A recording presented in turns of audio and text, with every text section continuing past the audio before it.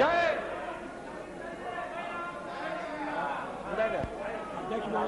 Yes. Please, your Prime Minister is speaking.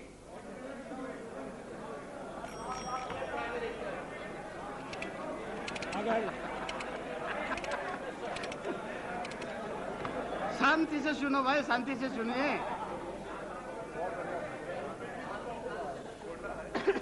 इस कोलाहल के बाद अगर सदन मुझे शांति से सुनने के लिए मन बना सके तो मैं बड़ा आभारी हूंगा।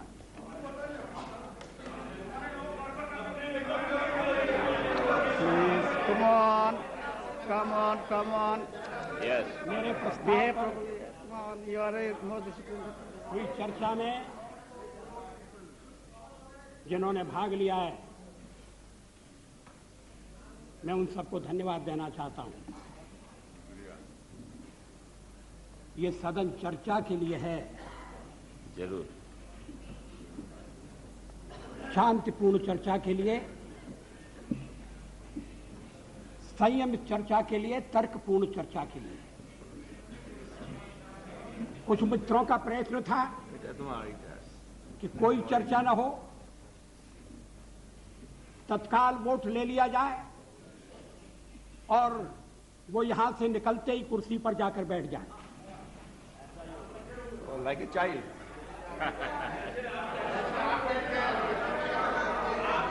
उधर से जैसे आवाज बैठ आ गए। रही है कि ऐसा ही होगा, जैसे आप बैठ गए और आवाज आ रही है कांग्रेस के बेंचों से। हमारे और मित्र थोड़ा सा सावधान रहें। अध्यक्ष महोदय, पार्लियामेंट में मैंने 40 साल गुजारे। ऐसे क्षण बार बार आए। जी रहे। सरकारें बनी हैं, बदली हैं, नई सरकारों का गठन हुआ है, अभी बैचलर हो गया। लेकिन लोकतंत्र No, please don't make this kind of remarks. No, it's okay. लेकिन हर कठिन परिस्थिति में से भारत का लोकतंत्र बलशाली होकर निकला है और मुझे विश्वास है कि इस परीक्षा में से भी बलशाली होकर निकलेगा।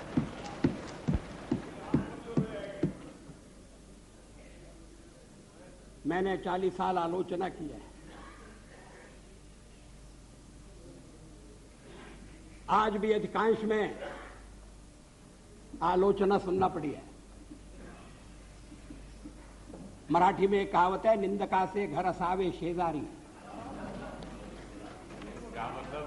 निंदक नियरे राखिए आंगन कुटी छवाए। निंदा करने वाले को पास में रखना चाहिए, चापलूस नहीं तो बिगाड़ देंगे। अगर निंदक रहेगा तो बिना साबुन और पानी के सफाई करता रहेगा। जिन मित्रों ने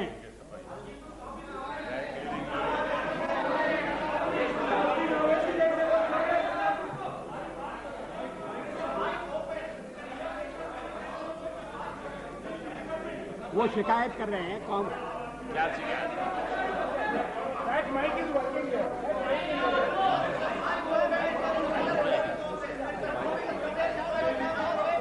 What is happening? अध्यक्ष महोदय,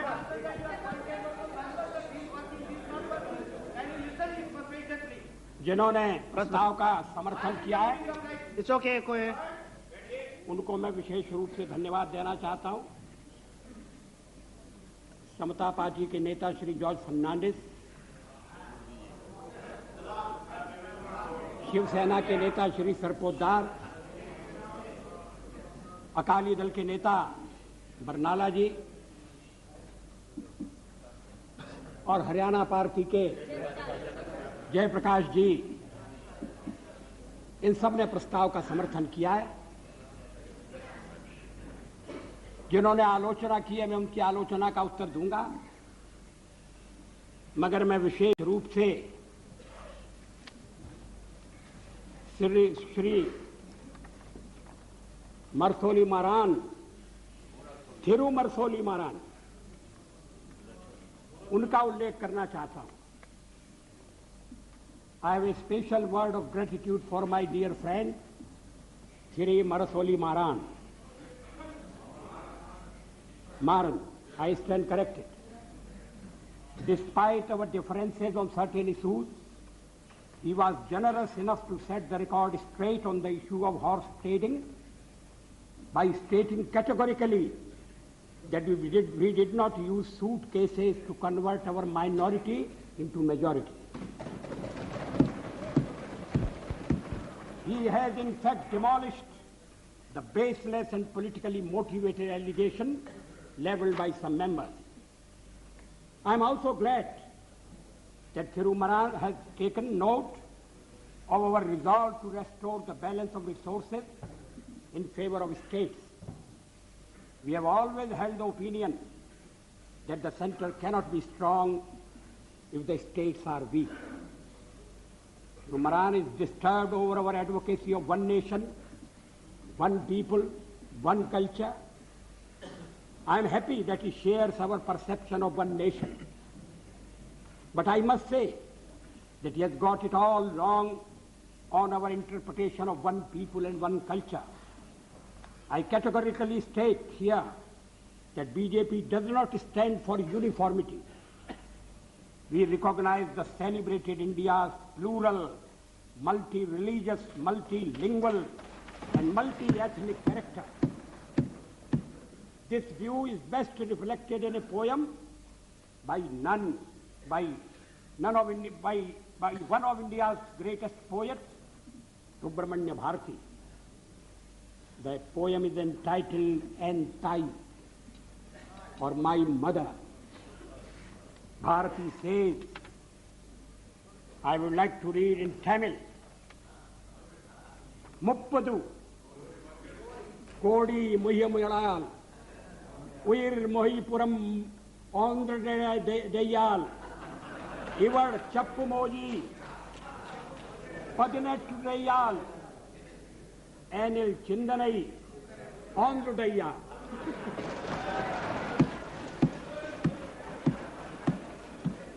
इसका मैं हिंदी में अनुवाद कर दूं. Thank you. This is not for the first time. I read something in Tamil in my address to the United Nations. इसका हिंदी अनुवाद इस प्रकार है. 30 कोटि, उस समय देश की आबादी 30 करोड़ थी. 30 कोटि मुखमंडल वाली है मेरी मां. एक है उसकी काया और आत्मा. भाषाएं वो 18 बोलती है, किंतु एक है उसका चिंतन.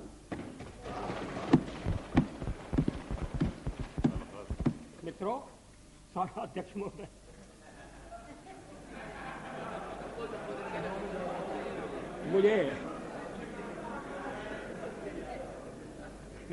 मुझ पर आरोप लगाया गया है और यह आरोप मेरे हृदय में घाव कर गया है. आरोप यह है कि मुझे सत्ता का लोभ हो गया है और मैंने पिछले 10 दिन में जो कुछ किया है वो सत्ता के लोभ के कारण किया है. अभी थोड़ी देर पहले मैंने उल्लेख किया कि मैं 40 साल से सदन का सदस्य हूं. सदस्यों ने मेरा व्यवहार देखा है, मेरा आचरण देखा है. जनता दल के मित्रों के साथ मैं सत्ता में भी रहा हूं. कभी हम सत्ता के लोभ से गलत काम करने के लिए तैयार नहीं. यहां श्री शरद पवार बैठे हैं. जब मेरे मित्र जसवंत सिंह जी भाषण कर रहे थे तो शरद पवार नहीं थे. वो जसवंत सिंह जी कह रहे थे कि किस तरह से शरद पवार ने अपनी पार्टी तोड़कर हमारे साथ सरकार बनाई थी, सत्ता के लिए बनाई थी या महाराष्ट्र के भले के लिए बनाई थी, ये अलग बात है, मगर उन्होंने अपनी पार्टी तोड़कर हमारे साथ सहयोग किया. मैंने तो ऐसा कुछ नहीं किया. बार बार इस चर्चा में स्वर जनाए सुनाई दिया है कि वाजपेयी तो अच्छा है मगर पार्टी ठीक नहीं।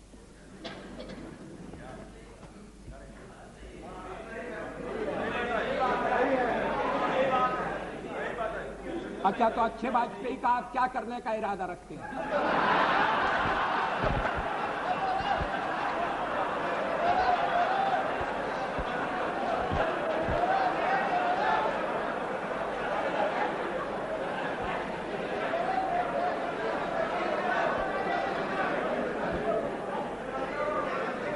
अध्यक्ष महोदय, मैं नाम नहीं लेना चाहता, मैं शरद जी का भी नाम नहीं लेना चाहता,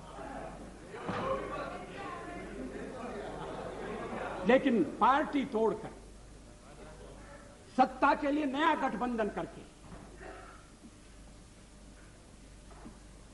अगर सत्ता हाथ में आती है तो मैं ऐसी सत्ता को चिमटे से भी छूना पसंद नहीं करता। न भी तो मरणादस्मि केवलम दूषितो यशः।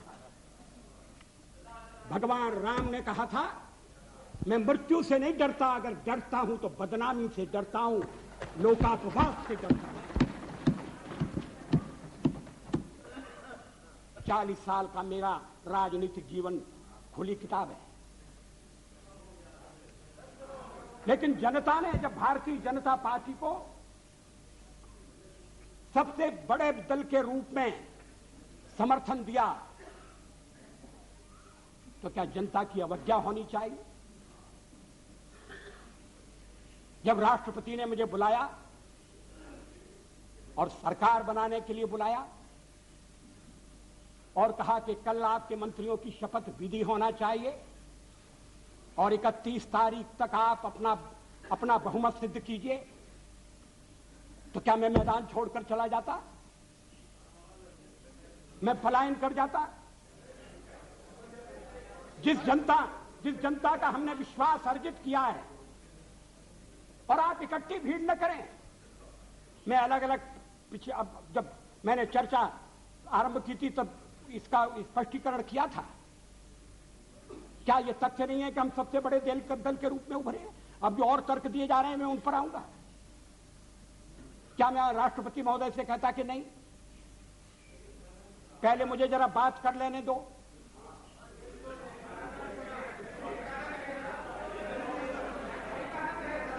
जब वो कह रहे हैं कि कल शपथ विधि होगी और मुझे समय दे रहे हैं 31 तारीख तक का, तो मैंने कहा कि 31 तारीख के जो समय दिया जा रहा है उसका मैं सदुपयोग करूंगा, अन्य दलों से चर्चा करूंगा, उनका समर्थन प्राप्त करने का प्रयास करूंगा, एक कॉमन प्रोग्राम के आधार पर हम आगे बढ़ सकें, इस तरह का वातावरण बनाने की कोशिश करूंगा।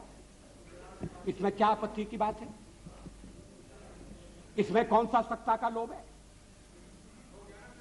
और फैसला केवल मेरा अकेला नहीं था, पार्टी का फैसला था। अध्यक्ष महोदय, आखिर जब एक बार 31 तारीख शक्ति परीक्षण के लिए तय हो गई, और शक्ति परीक्षण पार्लियामेंट में ही हो सकता है, राष्ट्रपति भवन में या राजभवन में हो, ये तो इसका तो हमने कभी प्रतिपादन नहीं किया। तो सदन की बैठक बुलाना जरूरी था, सदन की बैठक में राष्ट्रपति का अभिभाषण जरूरी था। हम तो कोई और भी काम रख सकते थे, कम से कम राष्ट्रपति को उनके अभिभाषण के लिए धन्यवाद देने का काम तो रख ही सकते थे। लेकिन ऐसा आपने ऐसा नहीं होने दिया, और मैंने भी संदेह पैदा हो इसलिए इस बात पर जोर नहीं दिया। जल्दी से जल्दी पहला अवसर, और इसलिए 27 तारीख और 28 को आज फैसला होने जा रहा है। हम बल दे सकते थे कि नहीं, हमें 31 तक का समय दिया गया है, हम कुर्सी पर बैठे रहेंगे। अध्यक्ष महोदय, कमर के नीचे वार नहीं होना चाहिए, नियत पर शक नहीं होना चाहिए। मैंने ये खेल नहीं किया है, मैं आगे भी नहीं करूंगा। लोकतंत्र एक व्यवस्था है, अब कहा, अब गिनाया जा रहा है आपको कितने % वोट मिले।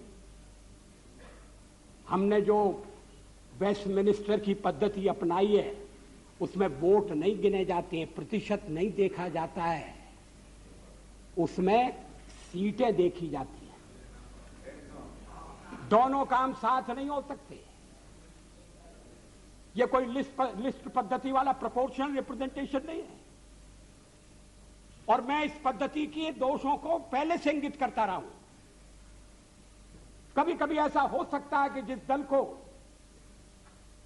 देश में बहुमत न हो वो दल अधिक सीटें लेने में सफल हो जाए। कभी कभी ऐसा भी हो सकता है कि वोट ज्यादा हो और सीटें कम हो। 1% वोट के अंतर से केरल में संयुक्त सरकार बनी, एक सरकार हट गई। 1% वोट का फर्क था। अब ये जो सीटों का अंतर है इसको मानकर चलना पड़ेगा। अब इस समय आप कहें आपके वोट कितने, तो फिर मैं गिनाता हूं आपके अलग अलग वोट कितने, और वो गिनती आपके लिए घाटे की गिनती होगी। लेकिन आप कह रहे हैं कि नहीं, हम तो इकट्ठे हो रहे हैं। किस लिए इकट्ठे हो रहे हैं?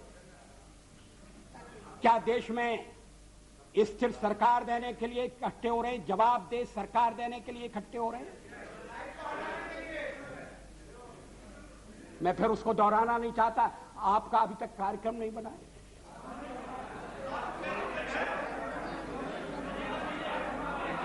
उस कार्यक्रम को लेकर आप जनता के पास नहीं गए। जिस जनादेश की आप बात कर रहे हैं, % वोट की बात कर रहे हैं, वो अलग अलग प्रदेशों में मिला है, अलग अलग कारणों से मिला है। तमिलनाडु में मेरा तो कोई झगड़ा नहीं था डीएमके से, लड़ाई तो कांग्रेस से थी। और यही स्थिति आंध्र में हुई। आंध्र में हम तो लड़ाई में कहीं नहीं थे, लड़ाई हो रही थी कांग्रेस के साथ, और कहते जनाधिकार हमारे खिलाफ चला गया। ये कैसा जनाधिकार है? आप कहिए, आप कह रहे हैं, दबे दबे कह रहे हैं, साफ साफ कहिए, खुलकर कहिए कि हम किसी भी कीमत पर आपको सत्ता में नहीं आने देंगे। ये भाषा ठीक नहीं है। इस भाषा के पीछे जो भावना है वो और भी गलत है। हिटलर का हुआ खड़ा किया जा रहा है इस सदन में। फासिस्ट वाद पैदा हो रहा है। इस तरह की यहां जो पहली बार सदन में आए, जिन्हें सदन की मर्यादा का भी पता नहीं है, वो इस तरह की भाषा बोल रहे हैं। मैं 40 साल से हूं पार्लियामेंट में। हम दल के रूप में काम कर रहे हैं, लोकतंत्र के आधार पर कर रहे हैं। हम चुनाव लड़ते हैं।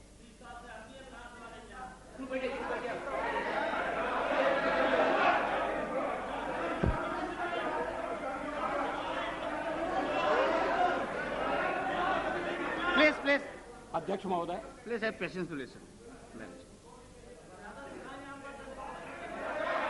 गठबंधन बनाकर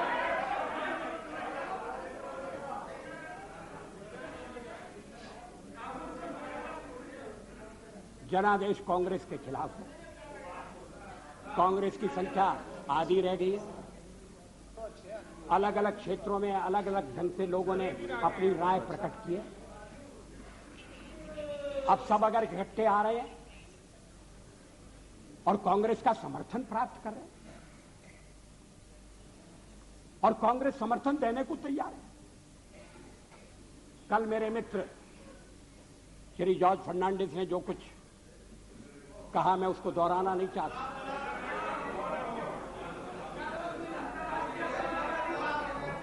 अगर आप चाहें तो फैसला कर सकते हैं कि भाई हमने एक दूसरे को गाली दी होगी, मगर चलो छोड़ो, आज तो सबको मिलकर बीजेपी को गाली देना है। अगर ये सामूहिक निर्णय है, मुझे कुछ कहना नहीं,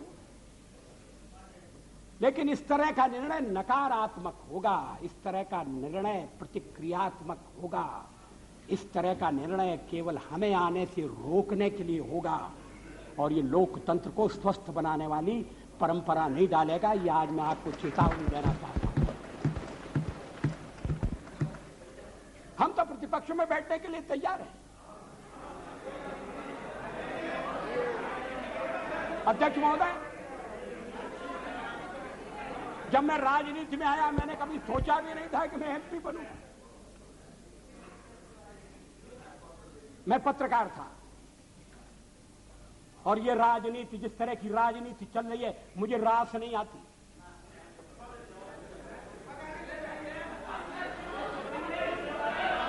मैं छोड़ना चाहता हूं मगर राजनीति मुझे नहीं छोड़ती।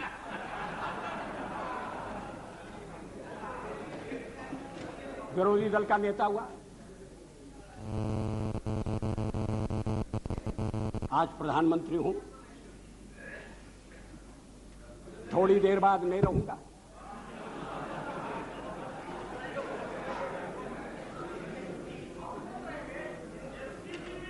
प्रधानमंत्री बनते समय कोई मेरा हृदय आनंद से उछलने लगा, ऐसा नहीं हुआ। और सब कुछ छोड़ छाड़ कर जब चला जाऊंगा तब भी मेरे मन में किसी तरह की म्लानता होगी, ऐसा आप मत समझिए। लेकिन फिर मैं कुछ मुद्दों को उठाना चाहता हूं। हमारे फिर एक दूसरा आरोप लगाया जा रहा है, आरोपों की झड़ी लगाई जा रही है। आपने अनेक महत्वपूर्ण मुद्दों को छोड़ दिया। राष्ट्रपति के अभिभाषण में राम मंदिर की चर्चा नहीं है, 370 धारा समाप्त करने का उल्लेख नहीं है और शादी ब्याह के समान कानून बनाने के बारे में भी जिक्र नहीं है। आपने स्वदेशी का भी परित्याग कर दिया और ये बातें इस तरह से कही गई हैं जैसे ये बातें कहने वाले हमारे इस परित्याग से बड़े दुखी हैं। वो तो इन बातों की आलोचना करते रहे हैं, हमें इसलिए दोषी ठहराते रहे हैं कि हम राम मंदिर बनाना चाहते हैं। 370 हम खत्म करने की बात कर रहे हैं, हम देश की एकता कैसे कायम रखेंगे? शादी ब्याह का समान कानून हो, भले ही संविधान में लिखा हो, भले ही सुप्रीम कोर्ट ने मोहर लगा दी हो, आप कैसे कह सकते हैं? और आप कहेंगे तो आप देश की एकता के तोड़क होंगे। और हम अगर कहते हैं कि नहीं, ये हमारे इस समय के कार्यक्रम में नहीं है, हाँ इस समय का इसलिए कि हमें बहुमत नहीं है। हाँ सही है, कोई छुपाने की बात नहीं। बहुमत मिलने से करते आखिर हम बहुमत के लिए लड़ रहे हैं। ये है cat out of bag, now cat is out of bag. आखिर हम बहुमत, आखिर हमें जो जनमत मिला है, अगर आपको उस जनमत ने स्वीकार कर दिया है तो हमें भी पूरी तरह स्वीकार नहीं किया। हम तो बहुमत चाहते थे लेकिन बहुमत हमें नहीं मिला। अब हम सबसे बड़े दल के रूप में उभरे हैं तो हमारा प्रयास है कि कोई आम सहमति से कोई चीज बने, कोई चीज चले। और इसीलिए हमने विवाद की बातों का उल्लेख नहीं किया। इस पर क्या आपत्ति है? अभी यूनाइटेड फ्रंट बनने जा रहा है, बहुत अच्छा, बन गया तो बहुत अच्छा है। अभी कार्यक्रम बनने वाला है, वो भी बन गया। तो क्या उस कार्यक्रम में मार्क्सिस्ट पार्टी की जितनी भी विचारधारा है, मार्क्सिस्ट पार्टी का जितना कार्यक्रम है, वो ज्यों का त्यों पूरे का पूरा समाविष्ट कर लिया गया है? और अगर कर लिया गया है तो मार्क्सिस्ट पार्टी फिर सरकार से दूर क्यों रह रही है? जब संयुक्त मोर्चा बनता है,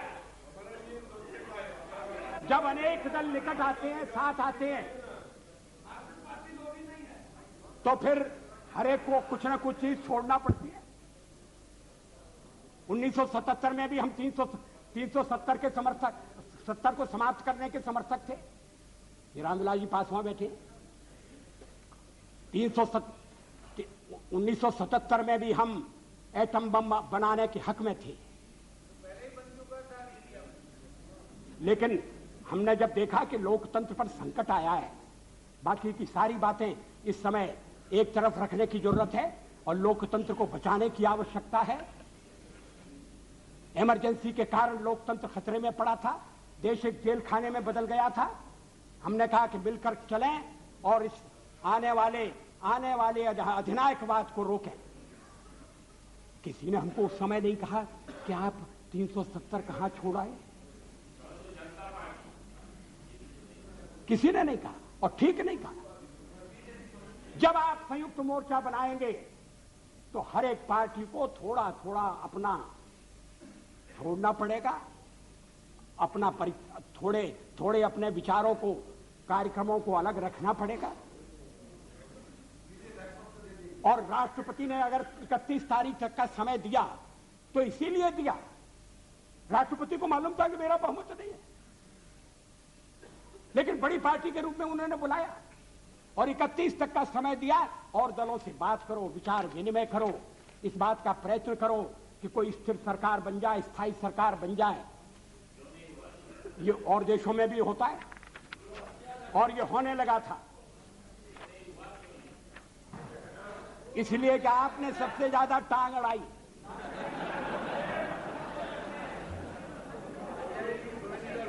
Totally isolated in the country. Why don't you consider that? We are not isolated. Yes, you are. Totally isolated. हमारे समर्थन में इस समय ये बात ठीक है, हमारे साथ कोई नहीं है। और फिर जब हम कहें कि हमारे साथ अकाली दल है जो अभी चुनाव जीत कर आया है, He is not pro BJP, he is anti Congress. That is why he is. you are pro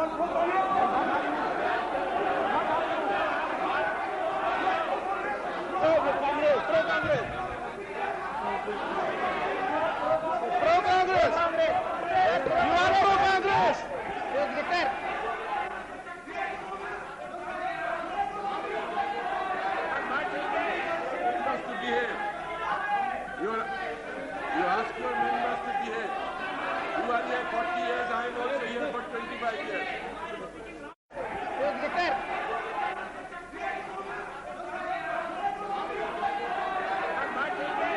Members to behave. You ask your members to behave. You are here 40 years, I am also here for 25 years. I am also entitled to respect. What the Honorable Prime Minister is saying all the time, as if it was our solemn obligation to keep him in power. That is what we have been trying to find out from yesterday. If the majority of the members are not supporting you, is it the fault of the members? Other members who are not supporting you? I have got my own perception. I have got my own policies and programs. He is all the time accusing others as if we are entering into some combination. Does that justify him to remain in power without having the majority? Is this the way you are?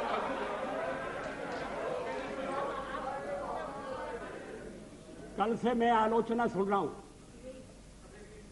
और जरा सी आलोचना इनसे सहन नहीं हो रही है।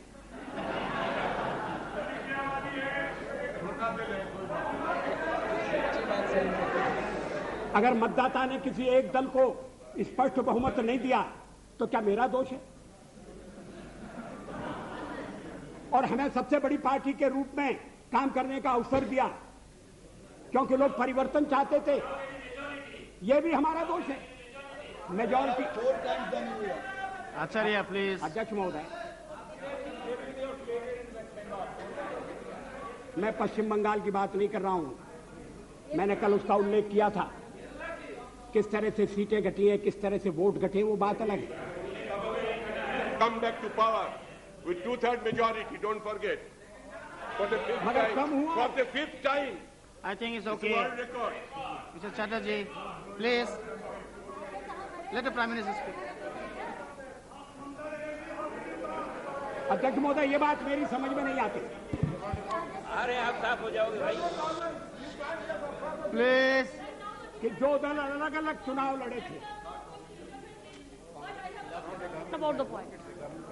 जो दल अलग अलग चुनाव लड़े थे, एक दूसरे के विरुद्ध चुनाव लड़े थे, वो अब साथ आने के बाद ये कह रहे हैं कि मैंडेट मिला है बीजेपी के खिलाफ, नहीं लड़ी।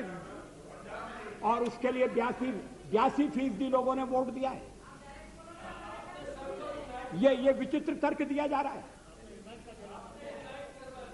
आप यूनाइट कर चुके हैं, ये बहुत अच्छी बात है, हमारे सामने नहीं। अरे बस तो आप क्यों भाजपा है? देखो 2 दफे जीत के दो पार्लियामेंट सीट तक जीत के आओ। प्राइम मिनिस्टर टू एल और नॉट टू एल। मैं आज भाजपा है। दादा, ये they don't listen to you. What is that Why you I'm want? trying to help them, they don't listen. What do you want? What do you want? You want that till 31st. What is that you propose? आप तो आ जाओ।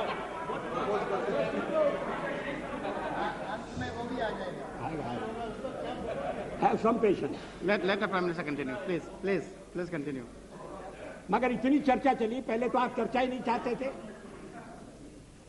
और चर्चा चली तो सदस्यों ने रुचि ली और अच्छी बहस हुई, और निर्णय का वक्त आ जाएगा, आ गया। अभी भी आपको परेशानी हो रही है इतनी जल्दी सत्ता में जाने की।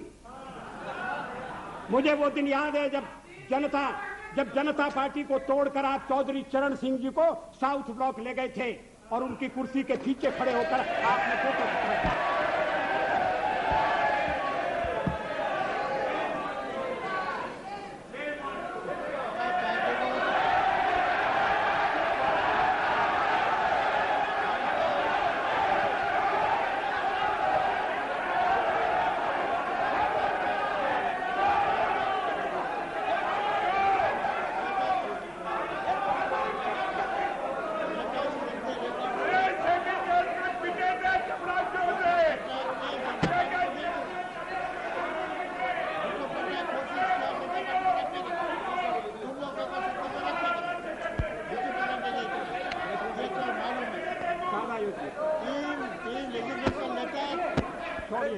तोड़ने का काम किया क्या?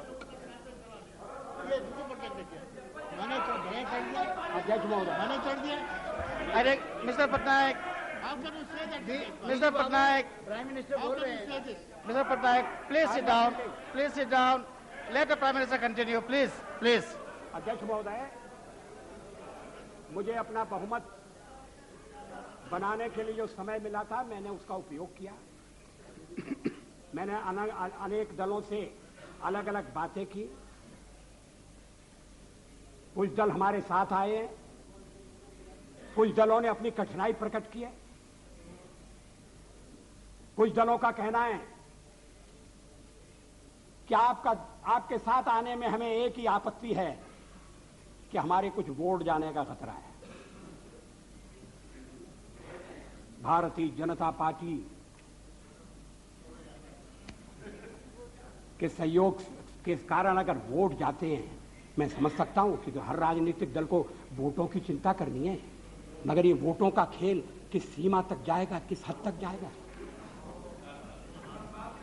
क्या इसके सामने देश हितों की उपेक्षा कर दी जाएगी? हम माइनॉरिटीज की बात करते हैं कि उन्हें पूरा संरक्षण मिलना चाहिए, बराबर का अवसर मिलना चाहिए, अधिकार होना चाहिए, तो हमें कहा जाता है कि हम जो कुछ कहते हैं उस पर आचरण नहीं करते। आखिर सदन में बातचीत हो सकती है, चर्चा हो सकती है, जिन प्रदेशों में हमारी सरकारें मिली है बनी है वहां आचरण हो सकता है, और आप हमें केंद्र में समय देकर देखो और हम सारी बातें अमल में लाकर दिखा देंगे। मगर ये मेरी समझ में नहीं आया कि जो सबसे बड़ी माइनॉरिटी है उसकी तो चिंता है, मगर जो 2% है, अभी बरनाला जी का दर्द आपने सुना, उसकी पीड़ा नहीं।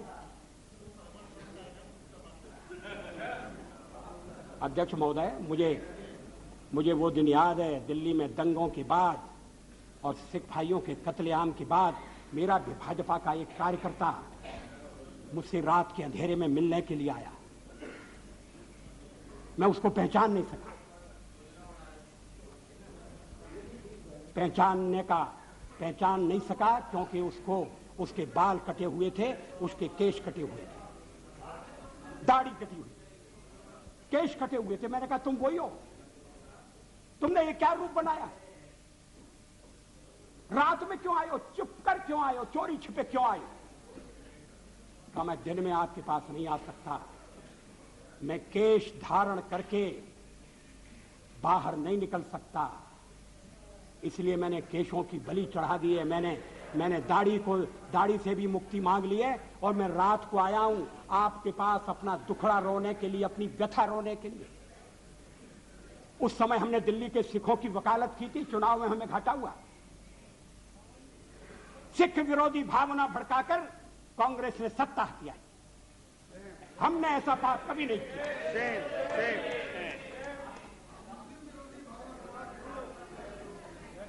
दोनों गलत है, मगर आप सिखों पर हुए अत्याचार की निंदा नहीं करते? नहीं करते। बिल्कुल करते हैं, नहीं 10 साल बहुत बार किए हैं, हाउस में किए हैं, कितने बार किए हैं? पार्लियामेंट में कब किया? हाउस में अभी भी सारे अपराधी पकड़े नहीं गए। Number of times we raise this issue. Why is making such allegation? मुलायम जी,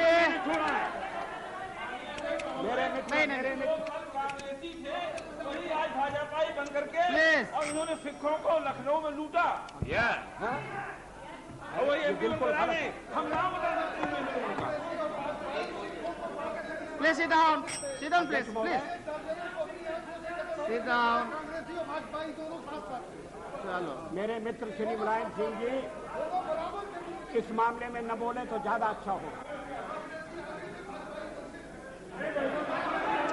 उनके शासनकाल में, please sit down. उनके Come on. शासन जिस तरह से उत्तरांचल की मांग करने वाली महिलाओं के साथ जो दिल्ली प्रदर्शन के लिए आना चाहती थी, बलात्कार हुआ जो कोर्ट ने जिसकी पुष्टि कर दी है, उसके बाद मुलायम सिंह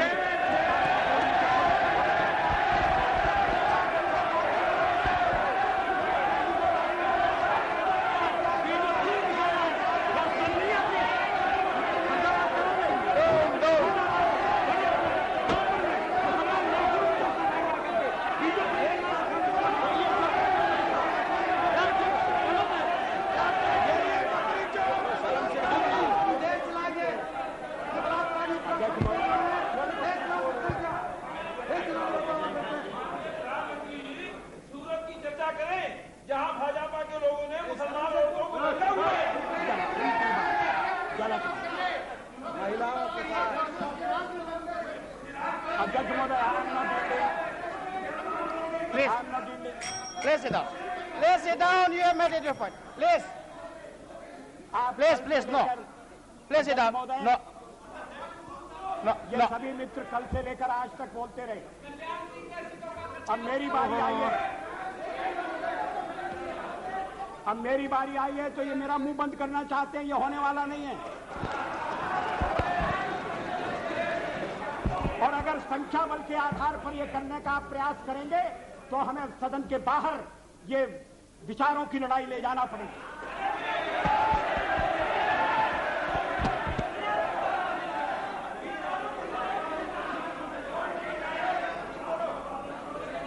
अध्यक्ष महोदय,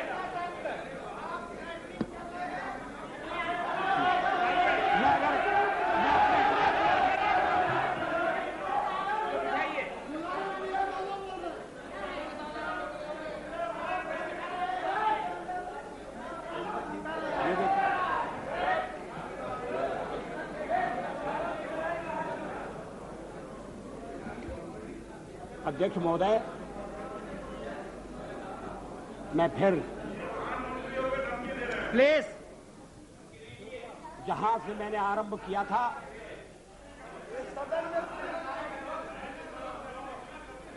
वहां अपने भाषण को ले जाना चाहता हूं। देश में ध्रुवीकरण नहीं होना चाहिए,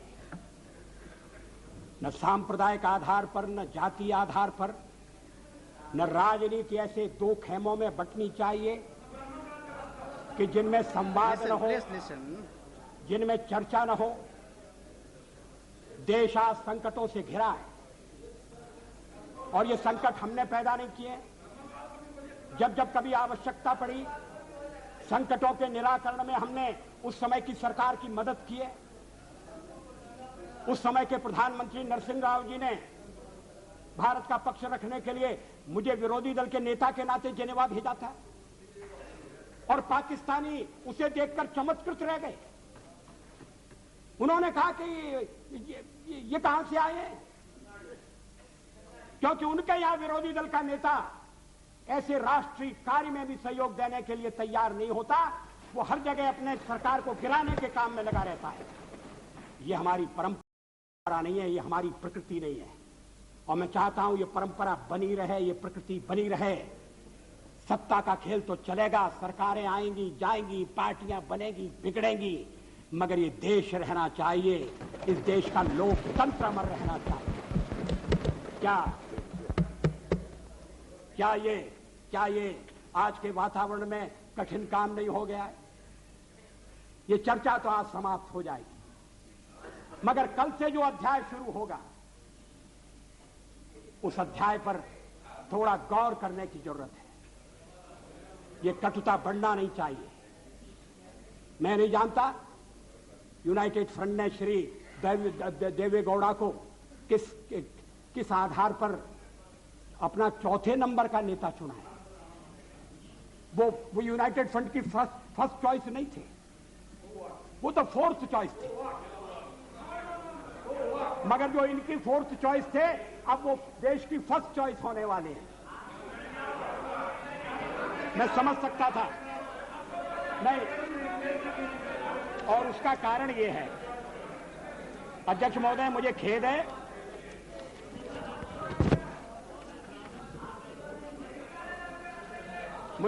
है कि इस चर्चा में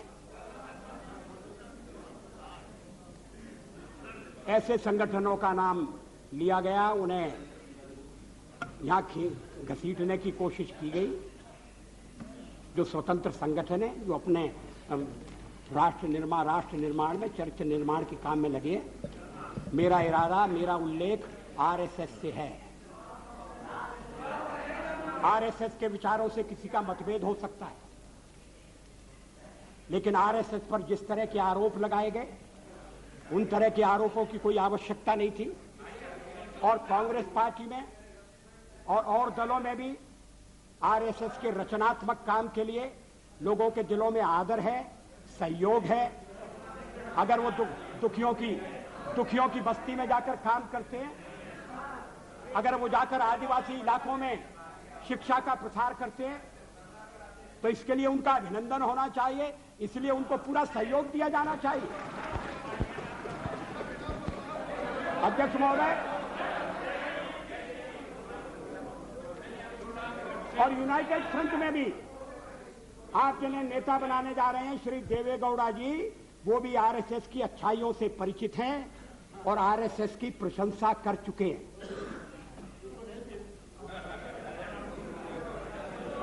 अभी आरएसएस की 20th एनिवर्सरी हुई थी।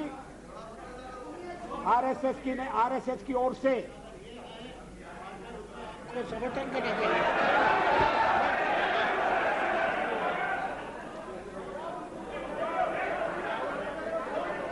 अध्यक्ष महोदय, अब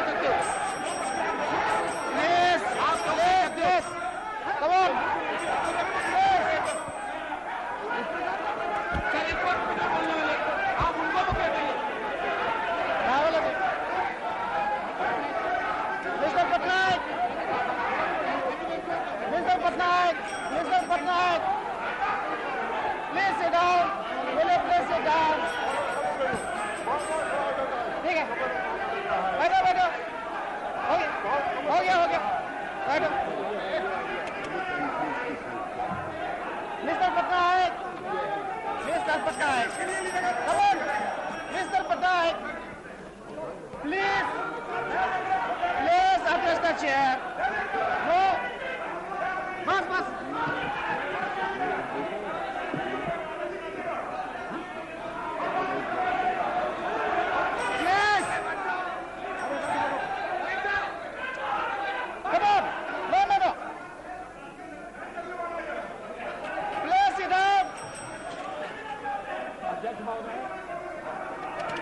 अरे क्या हो रहा है?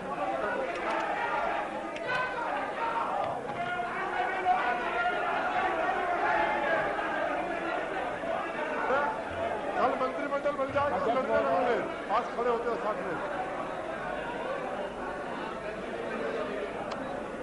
मैं अपने दल के सदस्यों से कहना चाहता हूं। हो गया भाई, हो गया। Enough, enough. No, it's enough. Enough. ये एक और था जिसमें हमारे दलित कितने थे, ये नहीं है।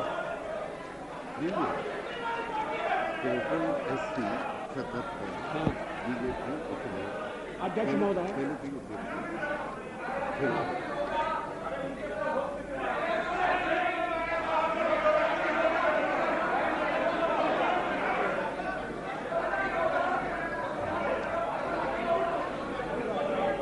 अध्यक्ष महोदय,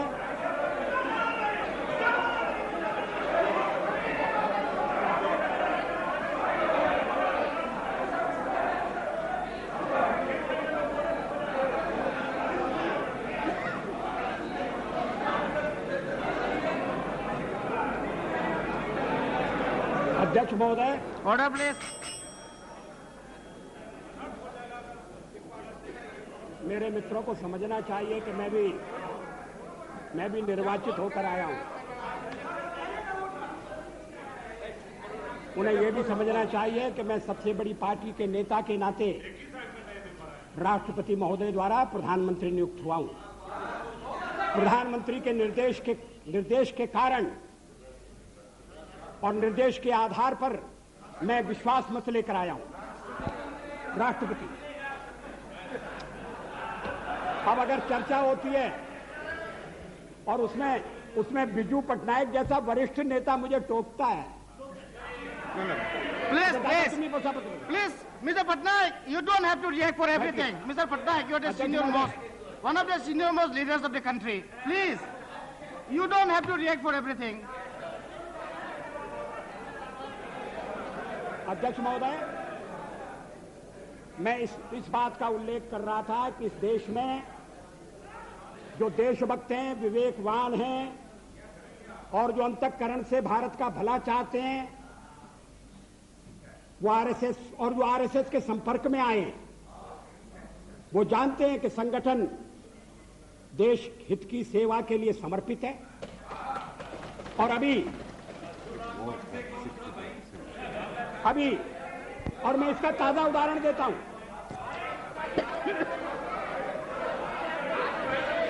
मैं इस बात का उल्लेख नहीं कर रहा कि चीनी आक्रमण के बाद पंडित नेहरू के नेतृत्व में रिपब्लिक परेड के दौरान जिन स्वयंसेवी संगठनों को अपनी एकजुटता प्रकट करने के लिए बुलाया गया था, उनमें आरएसएस भी था।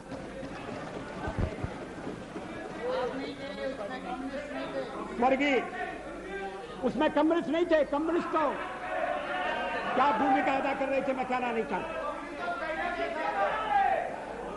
श्री लाल बहादुर शास्त्री के जमाने में वो भी भारत के प्रधानमंत्री थे, लोकप्रिय प्रधानमंत्री थे। जब देश पाकिस्तान के साथ हमारी लड़ाई हुई और उन्हें दिल्ली में कंट्रोल करने के लिए और ऐसे शिक्षित लोगों की आवश्यकता थी, तो आरएसएस के स्वयंसेवक यहाँ कंट्रोल करते थे, ट्रैफिक को कंट्रोल करते थे। किसी ने उन पर आपत्ति नहीं की। अभी इमरजेंसी के खिलाफ अभी बेंगलोर में एक सम्मेलन हुआ था और जिसको संज्ञा दी गई थी सेकंड फ्रीडम स्ट्रगल की, और उसमें श्री देवेगौड़ा उपस्थित थे। उन्होंने जो भाषण दिया उसका अंश मेरे पास है। मैं कोट कर रहा हूं, RSS is a spotless organisation In my 30 years, वो तो देवे गौड़ा जी तो यहाँ है नहीं।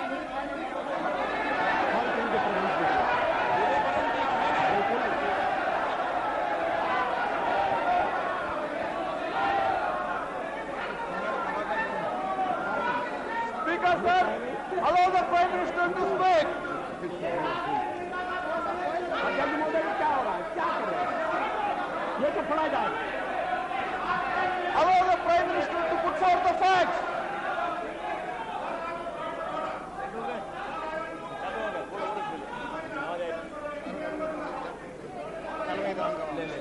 Why don't you take out your rule book?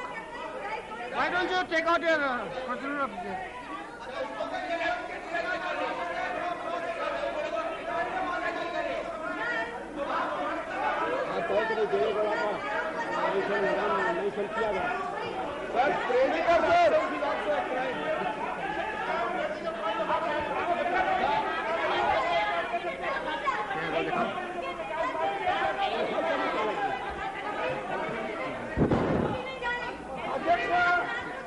अध्यक्ष महोदय, क्या वो किसी किताब से उल्लेख दे रहे हैं या किसी हाउस का प्रोसीडिंग है? About taking name of somebody. What is the rule about taking name of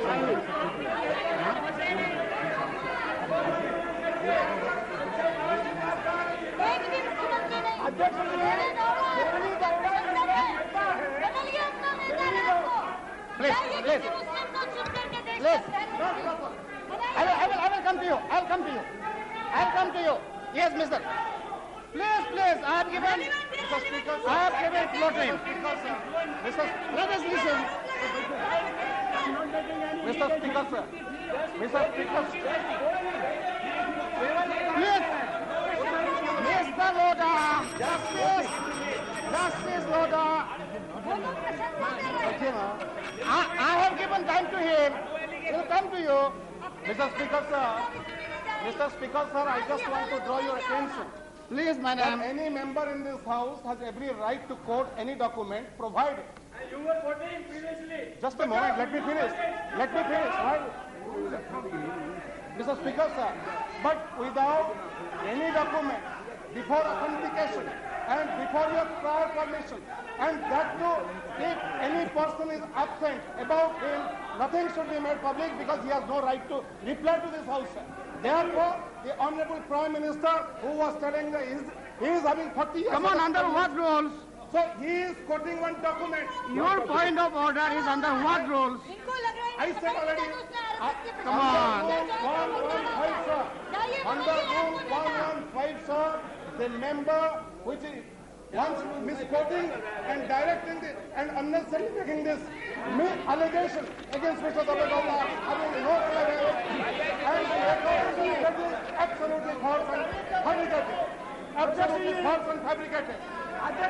He is trying to malign Mr. Davegaula in a manner that he is trying to make confusion among the United Front. That is his intent, sir. And the Prime Minister should not go because he was talking below the debate. He is very much going to the debate. Sir, it has appeared But again, I am trying to several newspapers in Bangalore which Mr. can Speaker, sir. authenticate the statement of Deve Gowda where he said about RSS, Nishkalanka Charitrena Deve Gowda. I can give you Kannada Prabha to Indian Mr. Express Speaker, sir. and it is authenticated. It is quoted from newspaper. What is nothing in it? What is Speaker, sir. nothing in it? Wait, Speaker, sir, it's not published in almost all the newspapers of Karnataka. Sir, he is finished. I will allow you. One by one, please. One by one. Mr. Ahmed, I will come to you. Listen. Speaker, sir, I draw your attention. What happened to your ears? Do you have ears? Have you got ears or not? Come on. Sit down. I have given him the permission to speak first. Sir, I draw your attention to Rule 353. No allegation of a deformity or It is not an shall be made by a member against any person unless the member has given adequate advance notice to the Speaker and also to the Minister concerned, so that the Minister may be able to make an rule. Not only minister, members also. Members also. Already got in the rules. Members also.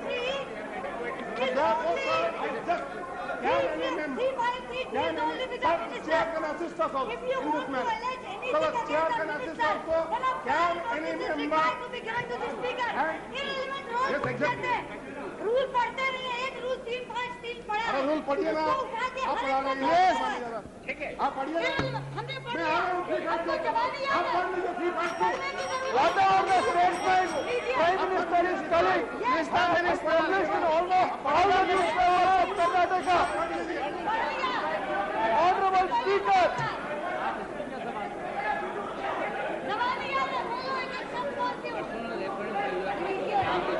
Sir, again, sir. 352. Categorically says, reference, a member while speaking shall not. A member while speaking shall not refer to any matter. The judicial decision is pending. Make personal reference by your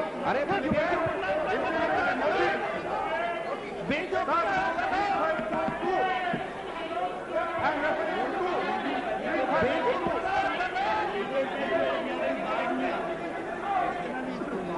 Rule 352.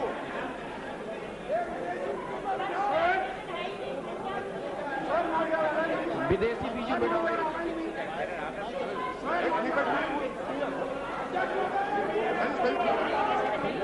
Yes.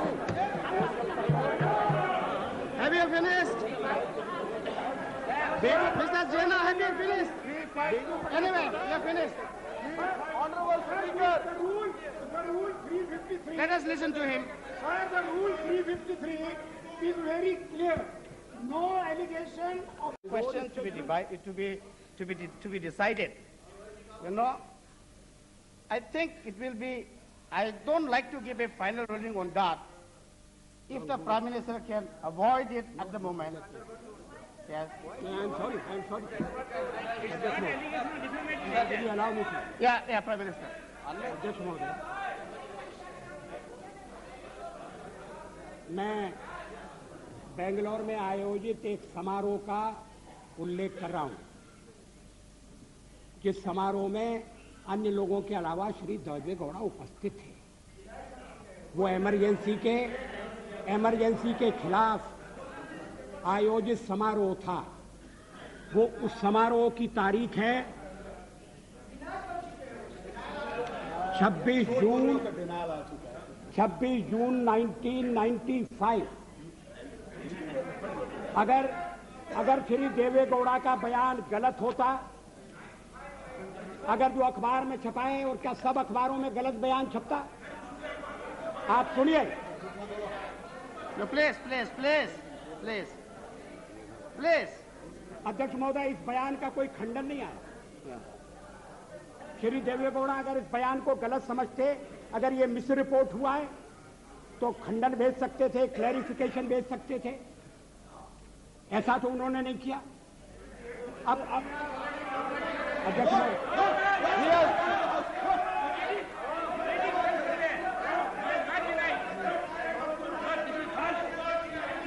He has never given a counter.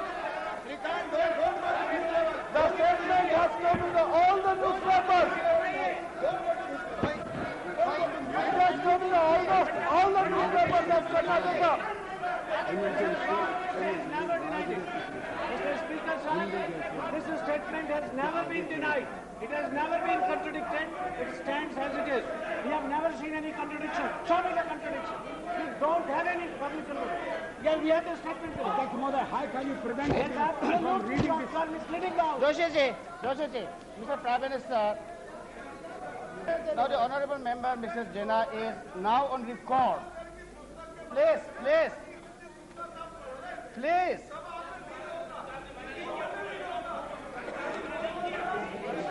अरे सुनो भाई, क्या आप लोग क्या बात कर रहा है? Please tell them. Sir, we have an audio and video cassette of that program. We have the audio and video cassette of that program. What he is saying. I'm ready to submit in the House the audio and video cassette of the program. Where Devegowda says we have an audio and video cassette. What he's talking about? Yes, we are. He's misleading the House. I can give you the audio and video cassette of the program. अरे बाबा चुप रहो ना. The House should not come to this level. I can give the audio and video cassette. अरे हमने programme किया. We organized the program. He came to our office. I have the audio and video cassette. I didn't give it to them.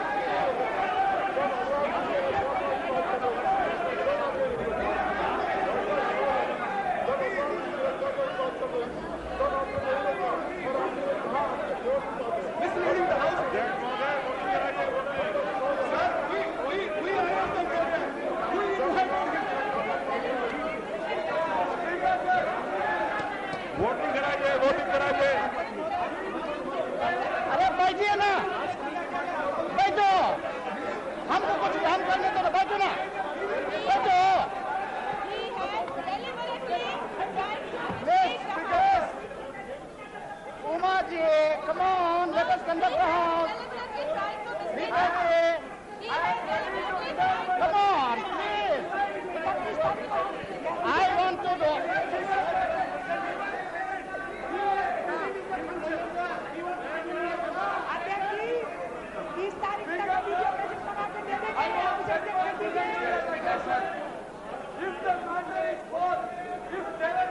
No minister. No minister is speaking. अरे बाबा, लो minister को बोलने दो. कानून मंत्री जी को बोलने दो. Are you finished?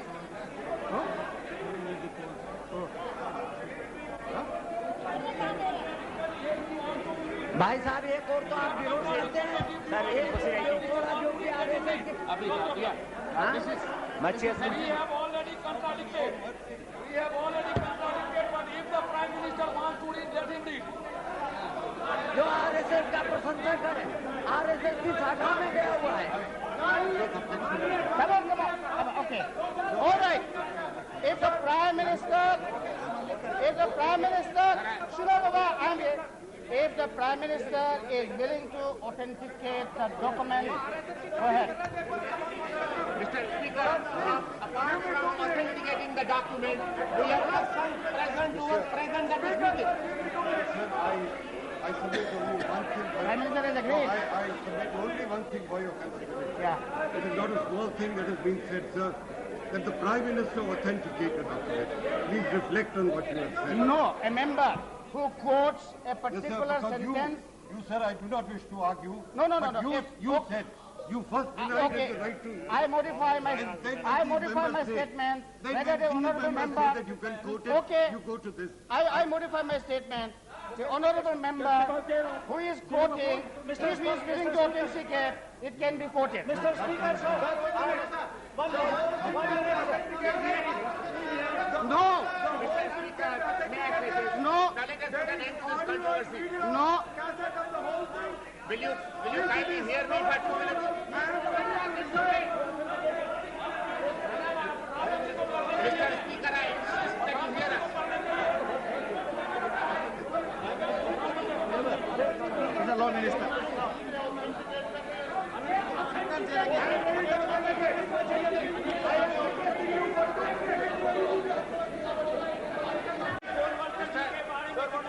I have allowed the Prime Minister to quote it.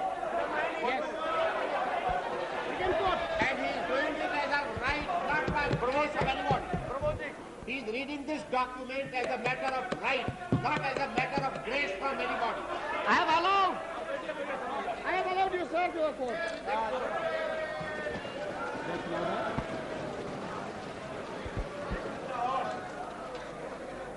How much time? I am not responsible for this. I am sorry. I must have my say. मैं यहाँ किसी की कृपा से नहीं आया हूँ और किसी कृपा से नहीं बोलूंगा.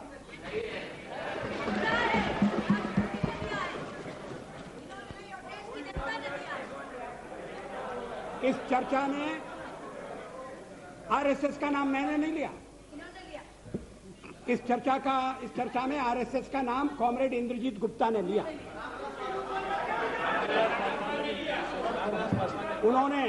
उन्होंने आरएसएस के साथ हमारे संबंधों का भी निरूपण किया।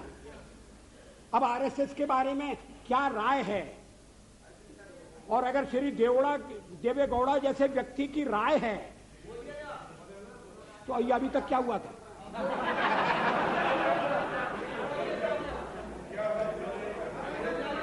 अध्यक्ष महोदय, और बीच में ये कहा गया कि ये गलत है, और उस समय मैंने निवेदन किया कि 26 जून 1995 का फंक्शन है, 1995 का 1977 के बारे में। Please,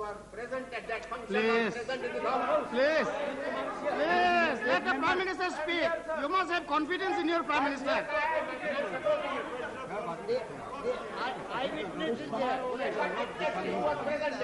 उस समारोह में ठीक है ना। Sir, with due respect to every time you say your Prime Minister, Our Prime Minister. Prime Minister is Prime Minister. Okay, Prime Minister. Till then, you should not say your Prime Minister. Prime Minister, yes. Please. अध्यक्ष महोदय, RSS ये देवेगौड़ा ने जो कुछ कहा वो इस प्रकार है। RSS is a spotless organisation. In my 40 years long political life, not even once I have criticized RSS. The Chief Minister said that he is telling this with utmost responsibility. He said that he had no two opinions regarding RSS active role during emergency. People who were with Mrs. Gandhi during emergency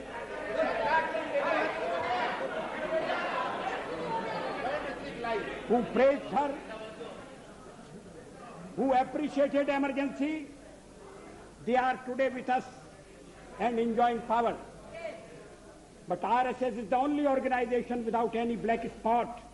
Others have wavered this or that way, Shri Gowda said. अध्यक्ष महोदय, ये मैं देवेगौड़ा की निंदा के लिए नहीं कह रहा हूं। देवेगौड़ा ने आरएसएस का मूल्यांकन किया, सही मूल्यांकन किया, इसके लिए मैं उनकी प्रशंसा करना चाहता हूं।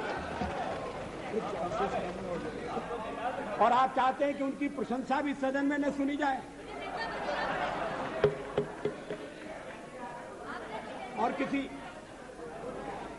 एक अखबार में नहीं छपा, तमाम अखबारों में छपा। और जैसा मैंने कहा उस समय किसी ने खंडन नहीं किया। अध्यक्ष महोदय, एक बात और इस चर्चा में कही गई जिसका मैं उत्तर देना चाहूंगा कि भारतीय जनता पार्टी को व्यापक जन समर्थन प्राप्त नहीं है। Cow belt, I don't know where ये काऊ बेल्ट है, काऊ बेल्ट का समर्थन है। जो काऊ बेल्ट जिससे कहा जाता है उसको इस तरह से सदन में उल्लेखित करना, किस क्षेत्र की आप बात कर रहे हैं? हरियाणा में हम हरियाणा में जीते, हमने कर्नाटक में समर्थन प्राप्त किया है, और ये ठीक है कि केरल में और तमिलनाडु में हम उतने शक्तिशाली नहीं है, मगर हमारा संगठन है। पश्चिम बंगाल में भी हमें 10% से थोड़ा कम वोट मिला हुआ है। अगर आप वोट की बात करते हैं तो फिर 10% वोट की बात करिए।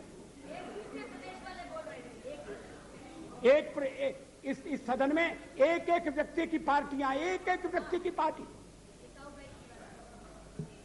और वो हमारे खिलाफ जमघट करके और हमें हटाने का प्रयास कर रहे हैं। उन्हें प्रयास करने का पूरा अधिकार है, मगर है वो एक व्यक्ति की पार्टी। एकला चलो रे, और चलो एकला अपने चुनाव क्षेत्र से, और दिल्ली में आकर हो जाओ इकट्ठे रे। किस लिए इकट्ठे हो जाओ? देश के भले के लिए। स्वागत है। हम भी अपने ढंग से देश की सेवा कर रहे हैं। और अगर हम देशभक्त न होते और अगर हम निस्वार्थ भाव से राजनीति में अपना स्थान बनाने का प्रयास न करते, और हमारे इन प्रयासों के पीछे 40 साल की साधना है। ये कोई आकस्मिक जनादेश नहीं है, कोई चमत्कार नहीं हुआ है। हमने मेहनत की, हम लोगों में गए, हमने संघर्ष किया है। पार्टी 365 दिन चलने वाली पार्टी है। ये कोई चुनाव में कुकुर मुक्के की तरह से खड़ी होने वाली पार्टी नहीं है। और आज हमें अकारण कटघरे में खड़ा किया जा रहा है क्योंकि हम थोड़ी ज्यादा सीटें नहीं ले सके। हम मानते हैं हमारी कमजोरी है, हमें बहुमत मिलना चाहिए। राष्ट्रपति ने हमें अवसर दिया, हमने उसका लाभ उठाने की कोशिश की है, हमें सफलता नहीं मिली, वो अलग बात है। लेकिन हम फिर भी सदन में सबसे बड़े विरोधी दल के रूप में बैठेंगे और आपको हमारा सहयोग लेकर सदन चलाना पड़ेगा, इस बात को मत भूलिए। मगर सदन चलाने में और ठीक तरह से चलाने में हम आपको पूरा सहयोग देंगे, ये आपको आश्वासन देना चाहते हैं। मगर सरकार आप कैसी बनाएंगे, वो सरकार किस कार्यक्रम पर बनेगी, वो सरकार कैसी चलेगी, मैं नहीं जानता। लेकिन जहां तक दलितों का सवाल है, शेड्यूल कास्ट के टोटल मेंबर्स हैं 77 और उनमें से 29 मेंबर्स बीजेपी के चुने गए।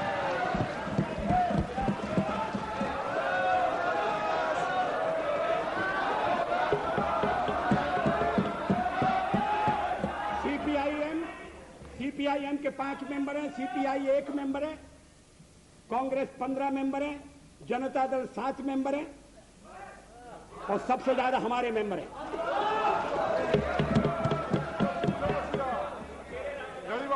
और एसटीसी में भी, शेड्यूल ट्राइब में भी total number of seat is 41, BJP 11।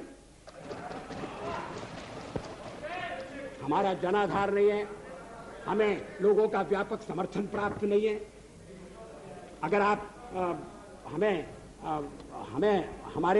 हमें छोड़कर सत्ता बनाना चाहते हैं और आप समझते हैं कि वो सरकार टिकाऊ होगी, मुझे तो उसके टिकने के लक्षण नहीं दिखाई देते।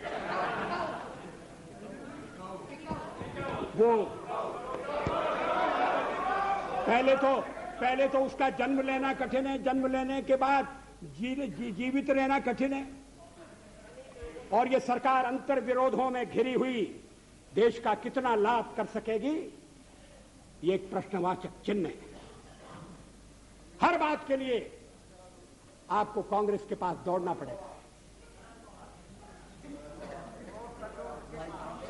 और जब आप उन पर निर्भर हो जाएंगे, अभी तो मैं नहीं जानता, पहले चर्चा हुई थी, कुछ शर्तें लगाई जा रही, फिर चर्चा हुई कि कोऑर्डिनेटिंग कमेटी बनाना पड़ेगी। फ्लोर पर भी हम लोग कोऑर्डिनेशन करते हैं, उसके बिना तो सदन नहीं चलता। आप सारा देश चलाना चाहते हैं, बड़ी अच्छी बात है, हमारी शुभकामनाएं आपके साथ हैं। हम अपने देश की सेवा के कार्य में जुटे रहेंगे। हम संख्या बल के सामने सर झुकाते हैं और आपको विश्वास दिलाते हैं कि जो कार्य हमने अपने हाथ में लिया है, वो जब तक राष्ट्रीय उद्देश्य पूरा नहीं कर लेंगे, तब तक विश्राम से नहीं बैठेंगे, तब तक आराम से नहीं बैठेंगे। अध्यक्ष महोदय, मैं अपना त्यागपत्र राष्ट्रपति महोदय को देने जा रहा हूं।